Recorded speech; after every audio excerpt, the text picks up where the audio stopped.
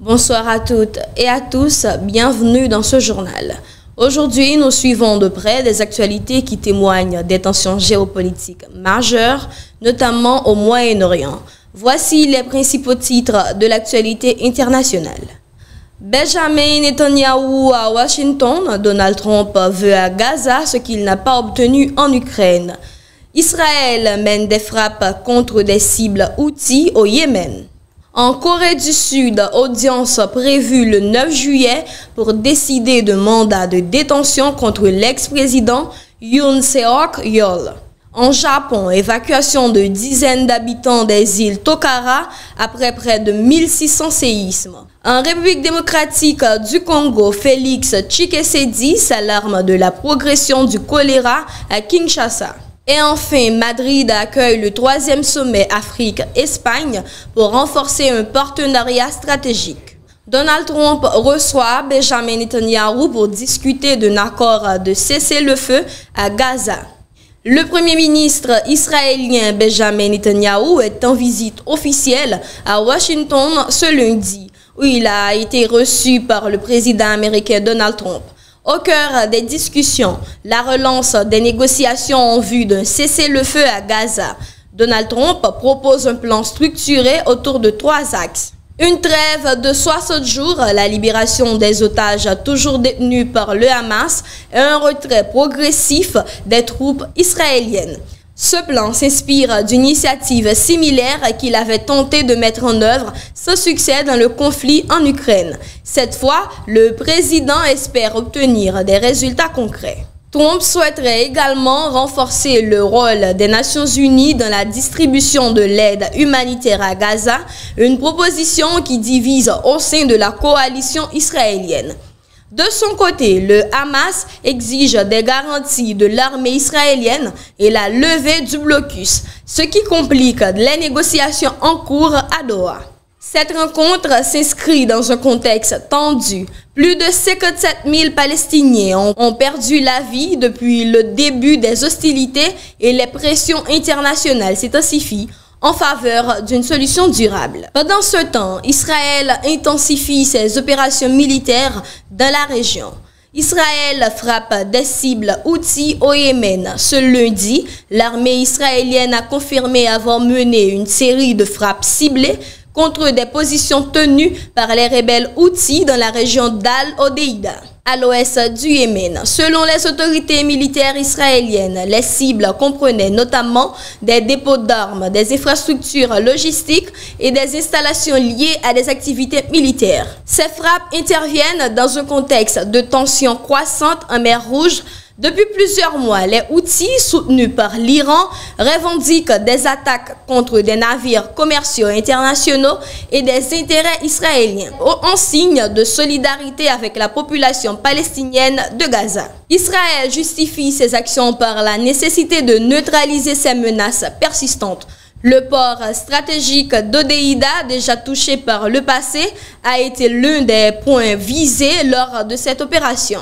Les rebelles ont dénoncé des frappes israéliennes injustifiées et accusent l'État hébreu de chercher à élargir le conflit régional. Cette opération militaire marque une nouvelle étape dans l'implication directe d'Israël sur le front yéménite et confirme l'élargissement des tensions au Moyen-Orient.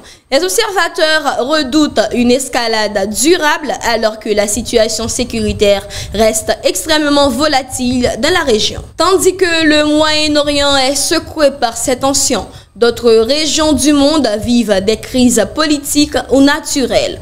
En Corée du Sud, audience cruciale le 9 juillet sur la demande d'arrestation de l'ex-président Yoon Seok-yeol. La justice sud-coréenne s'apprête à tenir une audience décisive le 9 juillet à Séoul concernant la demande d'émission d'un mandat de détention à l'encontre de l'ancien président Yoon Seok-yeol. Cette procédure judiciaire intervient dans un contexte tendu et inédit. Les procureurs spéciaux chargés de l'enquête reprochent à Yoon Seok-yeol des faits graves, notamment des abus de pouvoir, de l'obstruction à la justice et plus récemment des accusations d'insurrection liées à ses actions durant la fin de son mandat. L'affaire remonte à décembre dernier lorsque Yoon a imposé la loi martiale pour tenter de maintenir le contrôle face à des manifestations et à une instabilité grandissante. Selon les enquêteurs, il aurait ordonné aux gardes présidentiels d'empêcher son arrestation en janvier, peu après la fin de son mandat. Yoon avait néanmoins été placé en détention provisoire, puis libéré après 52 jours en raison d'irrégularités dans la procédure judiciaire. L'enquête a pris un nouvel élan depuis l'élection du président Lee Jae-myung en juin, qui a promis de lutter contre la corruption et de restaurer la confiance dans les institutions. Cette évolution a conduit à l'élargissement des charges contre Yoon, avec notamment des actes d'insurrection qui sont particulièrement lourdes et inédites pour un ancien chef d'État en Corée du Sud. Les procureurs avancent également que Yoon pourrait représenter un risque de fuite et avoir la capacité d'influencer les témoins, justifiant ainsi leur demande de mandat de détention.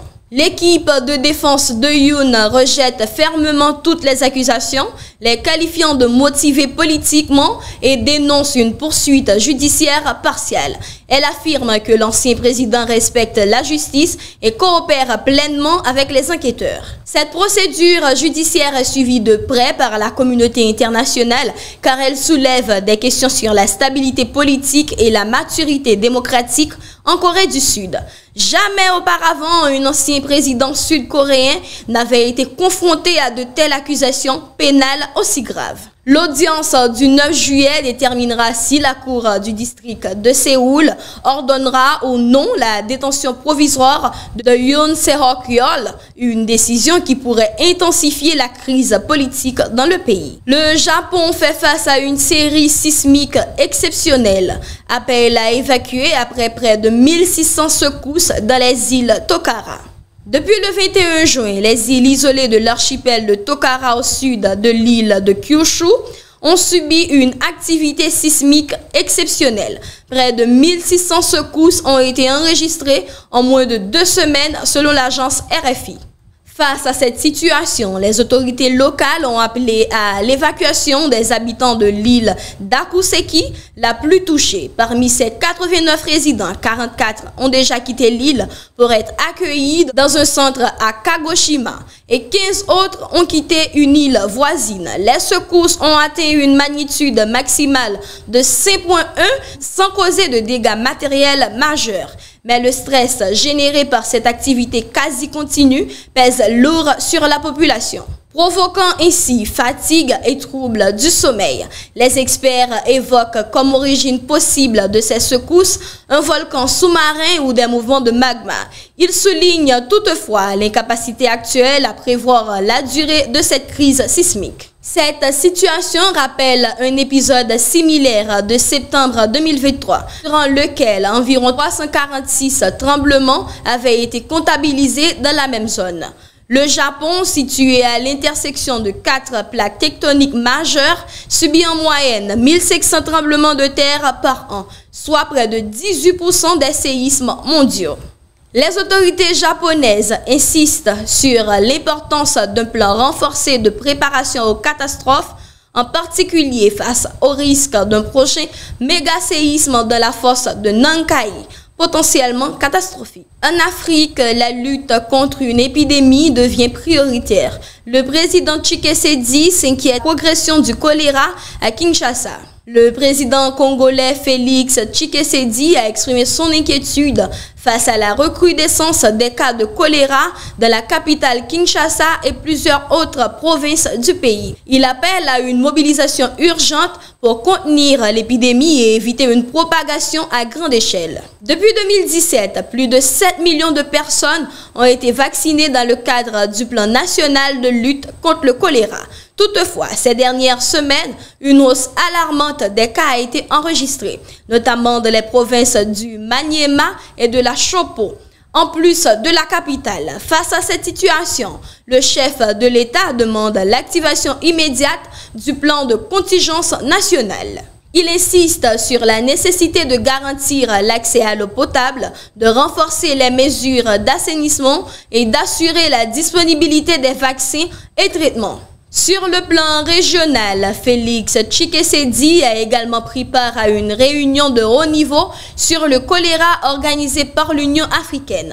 Sous l'impulsion du président zambien Hakainde Hichilema, une rencontre qui a rassemblé plusieurs chefs d'État et visait à renforcer la coordination continentale contre la maladie. Le Fonds central d'intervention d'urgence des Nations Unies, CERF, a par ailleurs alloué 750 000 $ pour appuyer la réponse en RDC en finançant notamment des campagnes de sensibilisation, des infrastructures sanitaires et l'accès aux soins. Et enfin, en Europe, Madrid devient le centre d'une coopération renforcée. Le 3e sommet Afrique-Espagne au cœur d'un partenariat stratégique en construction.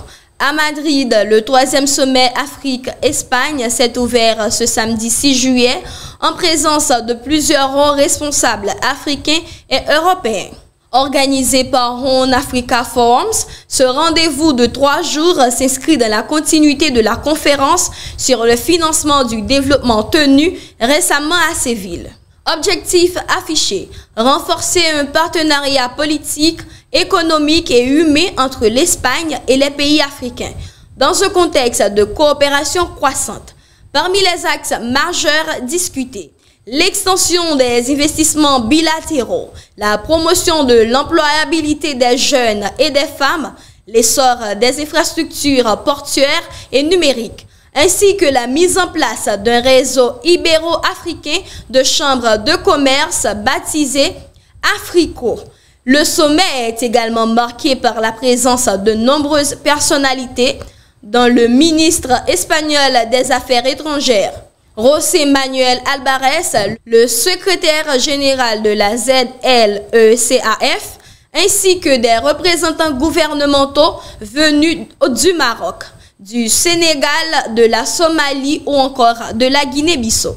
Jusqu'au 8 juillet, les discussions se poursuivent autour de la feuille de route Espagne-Afrique 2025-2028, structurée autour de 5 priorités. Renforcer, connecter, croître, protéger et vivre ensemble. Elle vise à poser les bases d'une coopération durable articulée autour des enjeux migratoires, sécuritaires, climatiques et commerciaux. Ce sommet s'impose comme un moment clé pour l'approfondissement des liens entre l'Europe et l'Afrique, avec l'ambition pour Madrid de devenir une plateforme stratégique de dialogue euro-africain. En somme, ce panorama met en lumière des défis géopolitiques majeurs, notamment au Moyen-Orient. Merci de votre attention et à très bientôt pour une nouvelle édition. Prenez soin de vous. Bonne soirée à toutes et à tous.